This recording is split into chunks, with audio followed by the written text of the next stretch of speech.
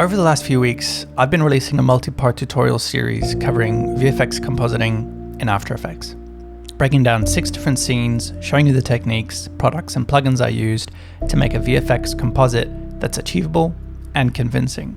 I've covered things like motion tracking, stock footage, keying, rotoscoping, Element 3D, and more. You can watch parts 1 through 4 via the playlist up here or in the description below, but let's get into part 5.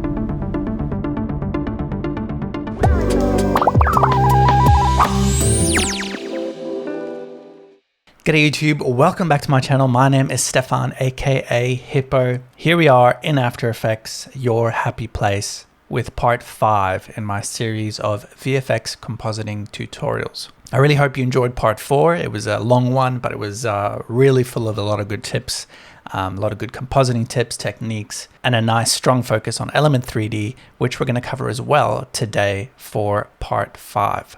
So generally, when you look at a scene in a movie, you have a wide shot and then maybe a medium shot and then a close-up or a combination using what's called coverage. So you get enough coverage in your scene, a mixture of wide shots, close-ups, or whatever, to be able to then go into the editing room and create a scene that's compelling using different shot sizes. So that's basically what I'm doing here for part 5. Part 4 was our wide shot for dramatic effect, showing the scale of the scene. And then a close-up here for part 5, showing and emphasizing that power of this massive laser beam hitting the earth and causing this huge dust cloud. So just before we get started, here are some of the plugins and products that are required for this tutorial. First up, we have Element 3D, which is from Videocopilot, a paid plugin. Then we have SABER from Videocopilot, that is free. Then we have Optical flares from Videocopilot, which is also paid. ActionVFX, which is a stock footage website, which is a paid subscription, or you can buy single shots from there. And then BigFilms Lumen, optional this one, just to add an extra little something onto the end of the shot. So that's what you'll need for this tutorial. Obviously, I cannot provide the working file for this one again, just due to copyright issues with those stock footage choices down the end there, number 4 and 5. And as always, guys, remember the links are just down in the description for all of these different plugins and products. So let's take a quick look at what we're going to cover here today. We're going to create our UFO sphere object in Element 3D with particular emphasis on a few more closer up details than we would have had in our wide shot. Specifically, just looking at this nice texture here on the main laser element, and then just using this ring here to join that element with the main sphere, rotating that all, and making sure that our environmental lighting, etc. is all on point. Now, it's really important that you watch part 4 if you haven't already, because I might actually skip through a few things that I've already covered in part 4. So if you want a really in-depth look at Element 3D, make sure you watch part 4. So after that, we're going to put Videocopilot's SABER to work, that free plugin there. I'll show you how to get that preset looking good and having that cool flicker or fluctuation that you see there. We'll cover the massive dust clouds that we have forming at the bottom of the scene there using those ActionVFX stock footage elements. I'll quickly touch on optical flares and how to get that cool glow on the laser beam there. Talk a little bit about these light effects here, these bokeh circles that we have floating through the scene. And then finish off with a little bit of light color grading and a bit of noise just to give it that lived in look. All right, let's get started. So I'm going to drag in my background element into a new composition. I'm just going to make sure my composition settings are correct here. So 1920 by 1080, 25 frames a second, 15 seconds, all good. And I'm going to call this scene 5. So there's our shot there. If I just look back at our previous shot, so that is the same background there. Now that we're going in for our close-up, we just want the sky featured in the background. Scale that up then, and let's just put it in a nice comfy little position here, maybe a little bit bigger like that. Now you could make an argument for blurring the background a little bit. Because this is such a large craft, you do run the risk of making it seem smaller than it actually is if you blur too much. So if I just pump this blur up here on this background, you can see, yeah, it looks pleasing, but it actually makes this element look smaller because a blurry background in this case might sort of trick the mind into thinking that that element's actually much closer to the camera than it is, and therefore it seems much smaller. So if I just undo that change I made there, you can see that that just brings the scale back a little bit for me, makes me happier, makes it clear that it's a massive sphere that we're working with here. So I've dropped in my background. I'm going to create a new solid, and we're going to call that element 3D. Okay, right click that element, go to effects, down to Videocopilot, and choose element. Element 3D plugin pops up here into your effect controls panel, and all you need to do is just press scene setup there. Okay, so what we have to do is just set up our object like we did in part 4. So make sure you watch part 4, as I did mention. I'll just bring in my sphere that I have here.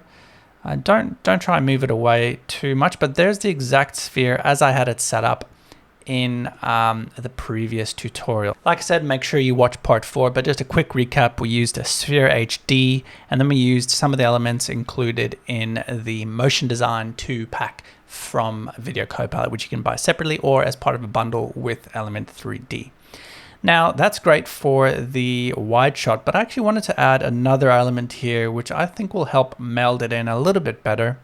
So have a look through this Motion Design 2 preset pack, but the one we're going to use is probably Bionic Core 17, and we're going to bring it down. Once you click it, it pops it into the scene, and just drag it down here. You can see it is now currently upside down, so I'll just flip the X orientation here to 180 degrees, and that should flip it around for us. There we go. So we're just creating that nice new seam there. So let's move it up there. Let's have a look what that looks like.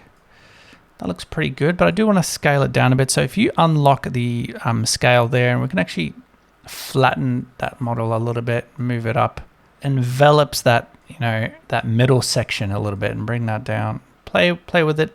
Okay, now for dramatic effect, I might just come in here and choose, go through to our Pro Shaders pack, which is again available as a separate pack or as part of a bundle from Videocopilot. We'll come down to metal. I'm not trying to emulate my original scene exactly. I'll try to be a little bit creative here and do something a bit different. That's a bit too much. Let's bring this grungy metal bronze in there. That looks pretty badass. Metal crusted. Yeah, I'll go metal crusted. That looks a bit worn in and pretty cool. I'm happy with that. From a wide shot, you can't really tell what's at the bottom there, but for that close-up, we just want a few more details there. Then using ambient occlusion later on in the settings I'll show you, it'll actually turn out a little bit better there. So now we're going to choose the environment that'll be used as the reflection map of this object, right? So whatever's in the background, it'll reflect off the surface here, as you can see, really help that model settle into whatever scene it's in. Now, obviously this doesn't work because our scene is a blue sky. So let's hit OK here.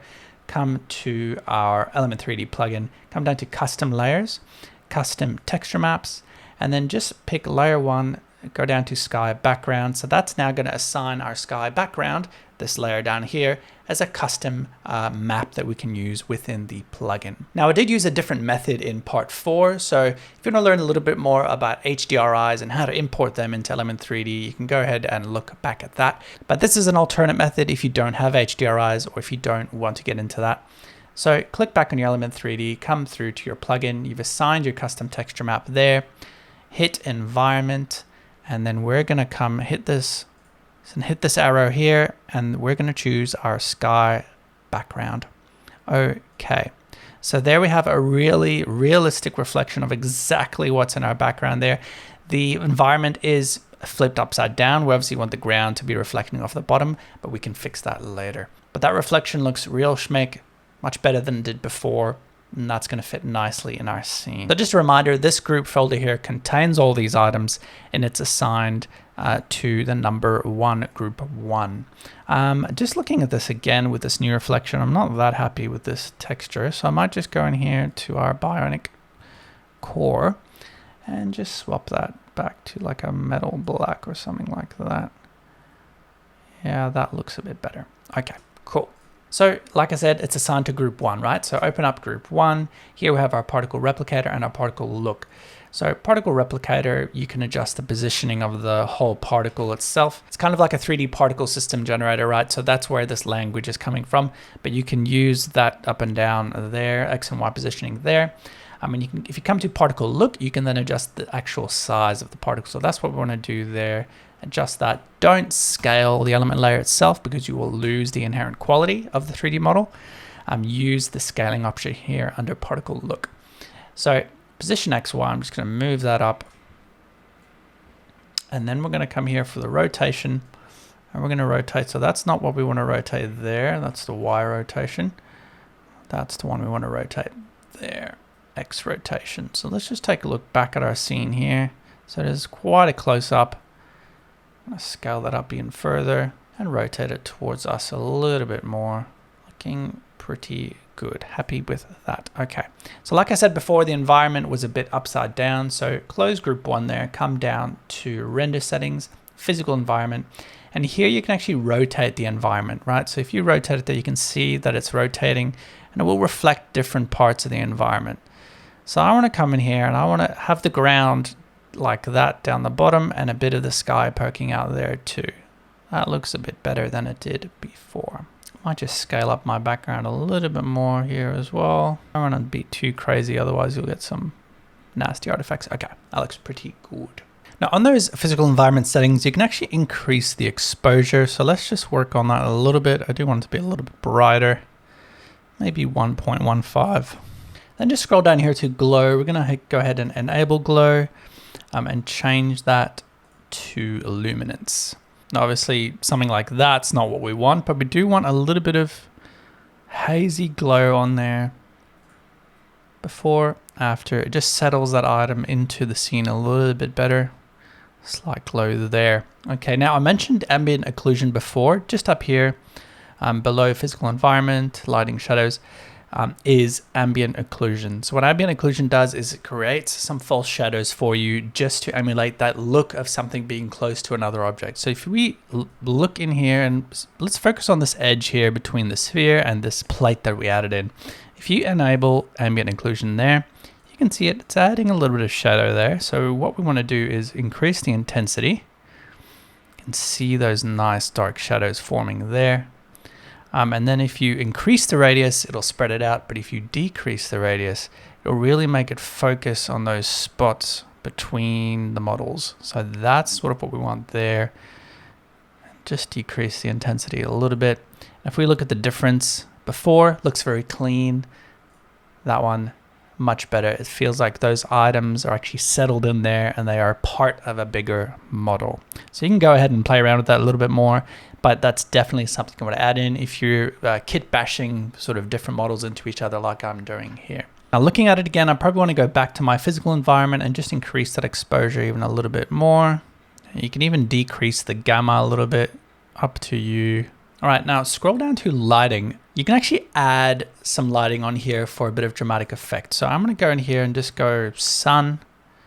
And you can actually come here to your additional lighting, increase the brightness. You can rotate it around. So you can create these little lips of light on the model. Increase the brightness there just to add a little something to the scene if you'd like. Now I know that the sun is quite high up in the sky for this specific scene, so I won't add too much. I'll maybe just add a little touch there. So that combination of the physical environment, the lighting, the ambient occlusion, and the glow really helped us take this from, you know, a model that looked pretty plain and out of place to something that seems at first glance here just a little bit more settled into this background than it was previously. The tools here are great for something that's built into a program that's not meant to be for 3D rendering or 3D modeling. So it's a fantastic plugin to get quick results like this without the need for a 3D program. That's why I love it so much, and that's why I really recommend you looking at that plugin from Videocopilot, Element 3D. So before we start doing that beam using a Videocopilot SABER plugin, I'm just going to rotate our spacecraft as we can see in our original shot here. It just slowly rotates over the period of the composition. So let's come in here, click on Element 3D, up to Effect Controls, and within Group 1, because remember we are within Group 1, come down here to X rotation. No, that's not what we want. Y rotation. So there's our Y rotation. We're going to be rotating in the positive direction. So let's click that little stopwatch there to create a keyframe, and then we'll move forward to the end of the composition, 15 seconds. And let's just put that up to 50 degrees and just see what that looks like, how fast it moves. That's good, but I think it's maybe a little bit too fast. Click on that layer, press U, it'll bring up your animated elements on that layer. So you can see Y rotation is animated there. We're just gonna head to that keyframe there, make sure this little keyframe here is blue, and we'll change that down to 35. So that'll be a little bit slower for us. A good speed, and you can see a nice reflection running along the entire model here, which is thanks to that environmental setup that we did within the plugin. Okay, so now we're going to work on SABER. So like I said, SABER is a free plugin you can find on Videocopilot. Link is in the description below. It's great for laser beams, neon lights, or lightsabers. So what I'm going to do is I'm going to grab it from my original composition here, bring it over and paste it, and then I'll walk you through how I did it. Okay, so I'll quickly walk you through the plugin. Here it is. You can right click your layer, go to Effect, Videocopilot, SABER, and it brings up this plugin window with a bunch of presets and a bunch of cool settings. Basically, I've chosen the hardcore preset. So if I go just through some of these, some really cool options that you can look through. Obviously, I've lost the width there, but hardcore is the one I chose. And the important thing with some of these plugins is they're varying, different degrees of this sort of smoke that you see running around the edges there. So I wanted that real glowy, rough edged, rough laser look. So that's what I went with hardcore. My glow intensity, I have up to 61. Glow color you can change, obviously, if you want a different colored laser beam. That's totally fine too. I've gone with that classic orange red look. Glow spread, if you put that down to 0, you'll see it's basically just feathering the glow and how far you want the glow to spread away from that central beam. And you can play with all of these settings here, core size being the most important one that I had to change there. I think the presets are all sort of down at, 10. So I went way up to 350 there for that one. That looks great. And then your core start and core end. So basically you're determining the position of where the laser beam starts and where the laser beam ends. To get that positional marker up, you can just click this button here or this one here, depending on your core start or core end. That's, for example, how you'll get a lightsaber. You put the core start at the bottom of the lightsaber and the core end at the top, and then that's free to animate as necessary. So I went a little bit further as well. I wanted to emulate the fact that the sphere is slightly rotated forward, right? So we're sort of looking underneath the sphere. So I've actually maxed this out, but if you see, if I bring this down, it'll change the width of the beam down the bottom there. So I've maxed that one out, and then I've made the other end slightly smaller. I'll actually make it even smaller now. Yeah, just to sort of tuck it in and give it that perspective that the sphere is slightly rotated up. So looking back at the original shot, there is then that sort of flicker that's happening there. And that can be achieved in two ways. One, you can just do it using optical flares, or it's actually built into the plugin itself as well.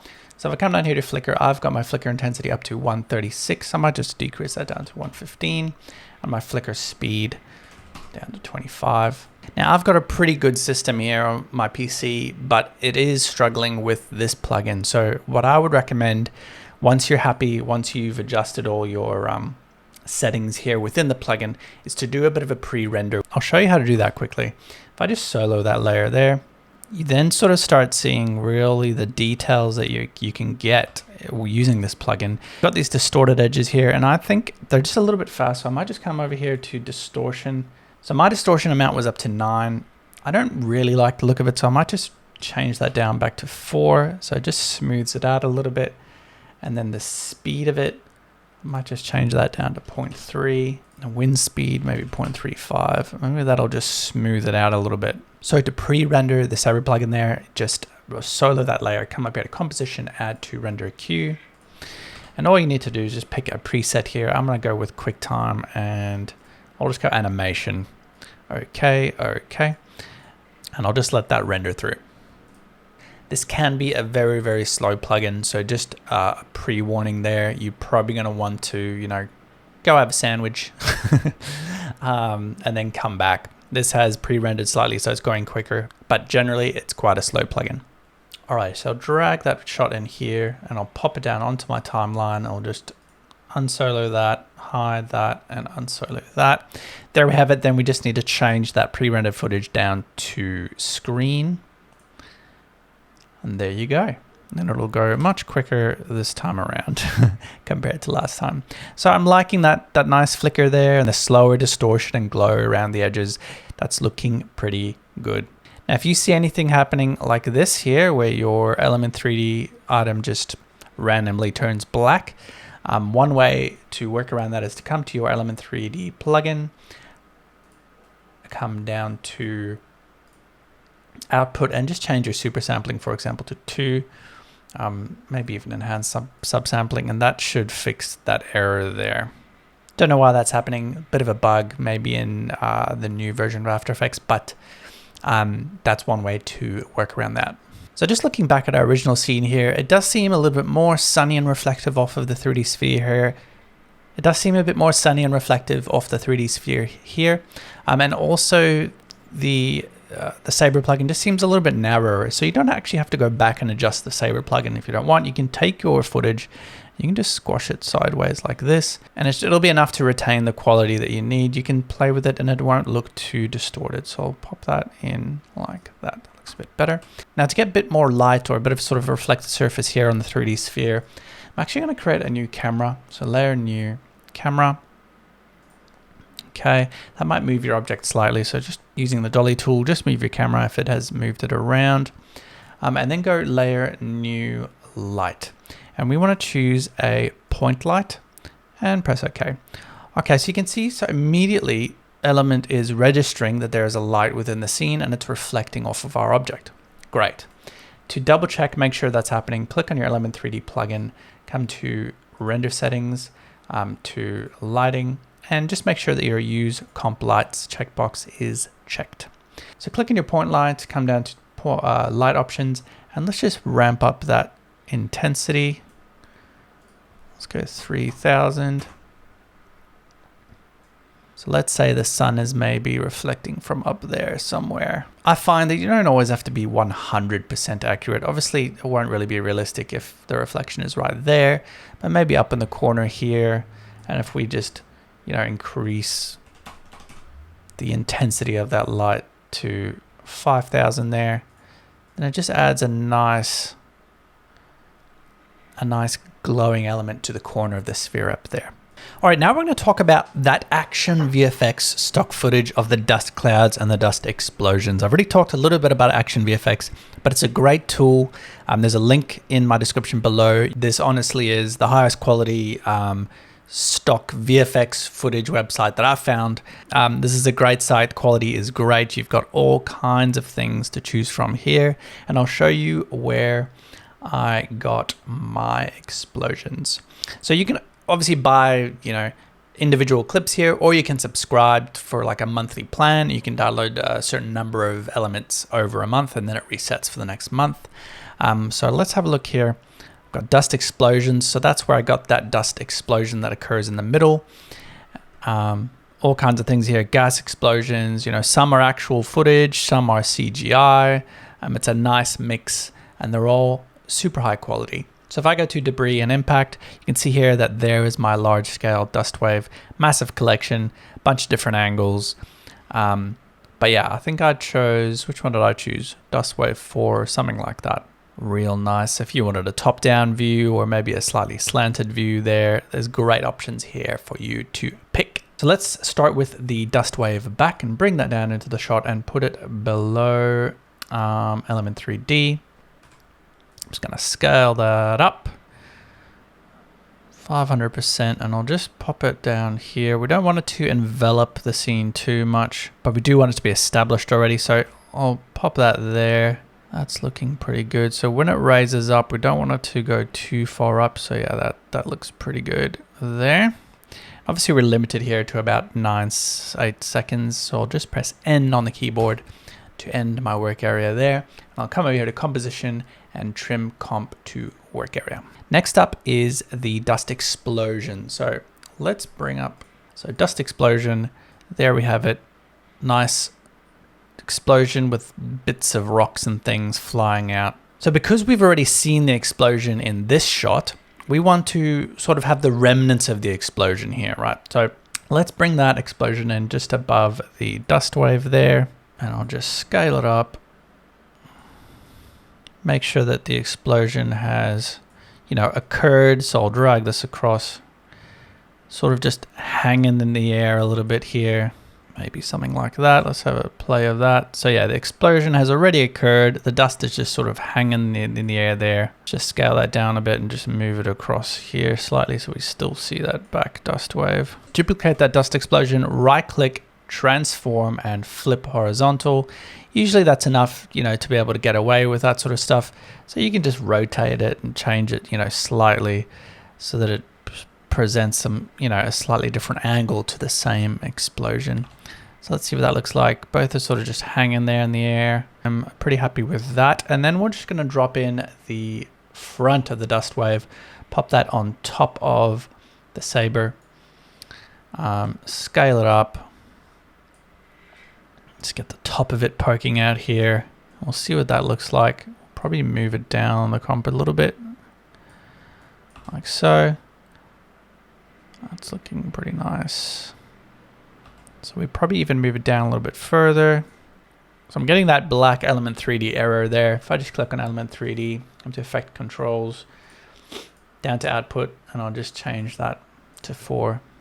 It's annoying that it does this. I'm not sure why exactly, but I'll just leave it on 4 for now, and hopefully that fixes the error. And that'll of course slow down your render. So it's like a double-edged sword. Okay, so the only thing left, of course, in our original shot here, you can see that the dirt is quite brown. So to get that look, we just need to tint these dust clouds. On your dust wave front, I'm going to right click that, go to effects, color correction and tint. And we're going to change the black to sort of that lighter brown color that we had going there. And the white, we'll just keep the white, and we'll just make the brown a bit darker. I'll just copy that effect. We don't have to go as intense on this one. I'll pop that on the dust explosion and the dust wave and the other dust explosion as well. So it gives it that just lighter brown look there. The great thing about that glow effect that is already there on SABER is it sort of, you know, it gives off a bit of light onto the dust itself as well. So it's handy. It does make it, you know, look like part of the scene a bit better. Okay, I think we could probably go a little bit more brown with this front, lighten it up a little bit like so. So that matches, you know, the shot a bit better. Now we need to add some optical flares. So if you look here, I've got one on top of the beam there, just to add some additional light with a bit of a flicker, 150. And then I've got one just behind the entire scene as well, just lighting up the sky a little bit. Just small little, you know, effects, little changes in color help settle that scene a little bit better. You can see that blue just fades away slightly and it settles the 3D object in the sky a bit better. All right, so how do we use optical flares? We come up here to layer, new, solid. And we'll call this optical flares beam. Just go back to those solid settings, make sure that it's black, not white. Okay, and then right click that layer, come up to effect, Videocopilot, optical flares. And then on the layer itself, come over here to your transfer mode and change it to screen. All right, so we'll put that directly over the beam there, turn up the brightness. We'll come here to the options and we'll pick a preset in the preset browser. I'm going to pick Sun Digital. Okay. Whoa, that's super bright. Bring down that brightness. So we'll just pump up that brightness there. Pop the middle of the optical flare right there. And you can then, of course, change the center position as well, which sort of determines where your little bits of, you know, lens elements are going to go. I'm happy with that there. Okay, and then come down here to flicker. And we'll go speed 100 and amount 50. Let's see what that looks like.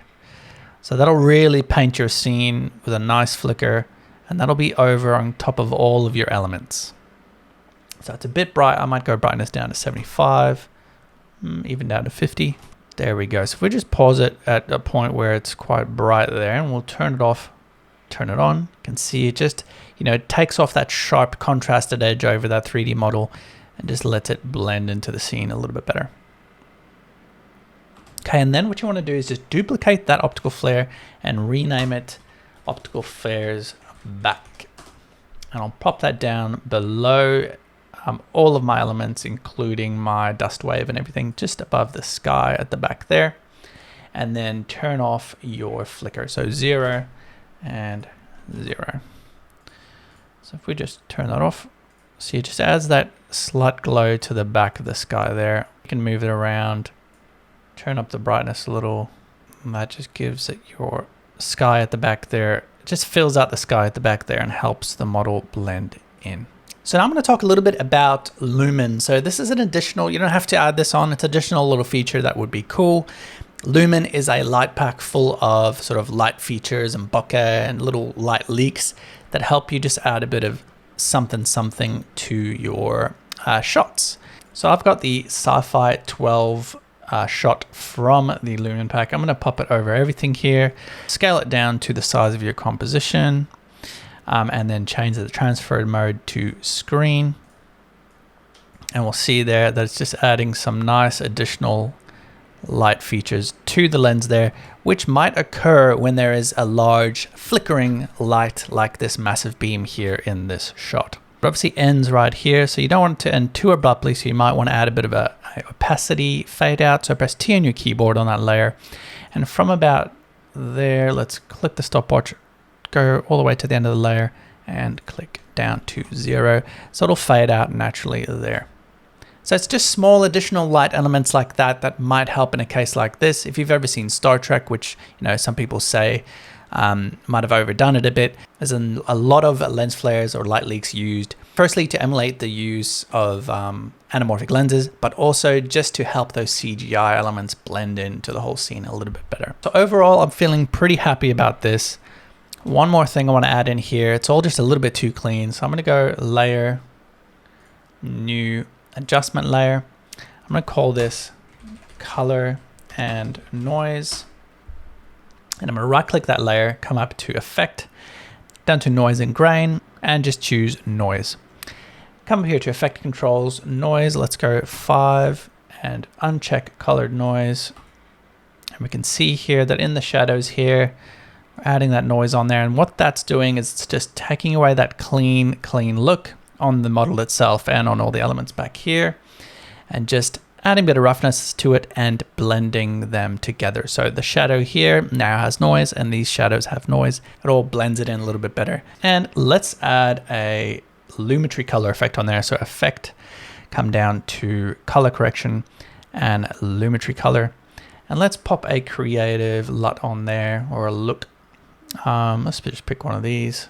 You don't have to do this, totally optional, but I just like chucking it on here just for a bit of fun. You can change the intensity there to mix it back. So one thing that's sticking out for me at the moment as well is the sky does look maybe a little bit too sharp. I know I spoke about blurring out the sky at the beginning of the tutorial, but I'm going to add a little bit of blur in there. So click on that layer, come up to effect, blur and sharpen, and let's just go with the Gaussian blur, and let's just change it to maybe a 3. Or maybe a 4. There we go. So just a nice little blur, take the edge off of those clouds at the back there, and just help that scene blend in a little bit better. So I'm pretty stoked with that, guys. Obviously, one thing missing here that I said I would touch on as well is a little bit of camera shake. So in the last tutorial, I pre-rendered the whole scene, brought that whole scene in, and then added the camera shake. So I'll show you how to do it a slightly different way this time. So select all your layers and Control-Shift-C on your keyboard, or right-click pre-compose. And we're going to call this our Scene 5 Master. So that's pre-composed everything there for us. I'm going to scale it up slightly, so maybe like 110. Just move it up a little bit. And all we're going to do is press P on the keyboard to bring up position, and press Shift and R, and that'll bring up a rotation as well. If you just press R, it'll swap to rotation. If you press P, it'll swap to P. If you press Shift R, then you can have both elements up there. So beginning of the comp, turn on the stopwatch on both of those. End of the comp, turn on the stopwatch on both of those. And then bring up your wiggler window. So window and wiggler, which is here. It's just behind my head here, so I'll bring it over here for a second. and click on the word position. That'll select both keyframes. And we're gonna do a frequency of 1 and a magnitude of 4. That'll randomly add keyframes there for you. So let's have a look what that looks like. It's a nice bit of handheld movement there. And we'll do the same for rotation, but we'll actually change the frequency to like 0.2 and a magnitude of only 1. Real slow, smooth, rotating. There we go. So it's only added 1 keyframe in there. Just a slow movement. So there you have it, guys. That is scene 5. The power of Element 3D, the power of optical flares, the power of ActionVFX stock footage, power of compositing. Lets you combine all of those elements together and create something like this. I really hope you guys enjoyed this tutorial. I love the idea of getting that coverage for your VFX short films. So don't just have that wide shot of the massive explosion in the background. Get that, then get a close-up as well to follow up and really create some sort of story or a bit of narrative in your short films or in your VFX test clips. It definitely adds a layer, a little something into your production value. Make sure you've subscribed and turned on your notification bell, because next week we're going to be blowing up a city within After Effects using Element 3D, using optical flares, using motion tracking and Mocha, all the stuff we've learned, plus adding on a little section in Photoshop to get your matte painting skills up to scratch and get those buildings falling over looking good. Thanks for watching, guys. I hope you enjoyed that tutorial. If you like what you see, leave a comment below. Let me know what you thought. Let me know what you want to see or what you want to learn. And make sure you've hit that subscribe button so you'll get notified when I drop each one of these new tutorials. Thanks, guys.